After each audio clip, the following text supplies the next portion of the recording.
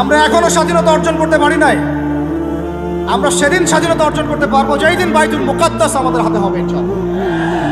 ওই দিন আমরা 10 গুণ মূল্য আদায় করবো ইনশাআল্লাহ। এই যে আমাদের এক একটা ভাই, এক একটা বোন, এক একটা আমাদের শিশু, এদের এক একটা রক্তের, মাসলুমদের রক্তে 10 গুণ চড়া মূল্য আদায় করবো ইনশাআল্লাহ।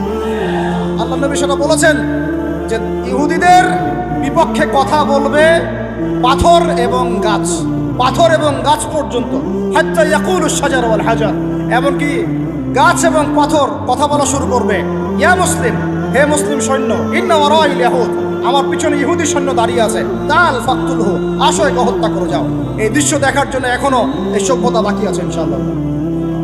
ইনশাআল্লাহ আমরা 10 গুণ চড়া মূল্য আদায় করবো ইনশাআল্লাহ। আমাদের মাসলুম ভাইদেরকে হত্যা করা হয়েছে, আমাদের বাচ্চাদেরকে বোম মেরে হত্যা করা হয়েছে, আমাদের বোনদেরকে দিনের পর দিন ধর্ষণ করা হয়েছে, বিগত 100 বছর হয়ে গেল।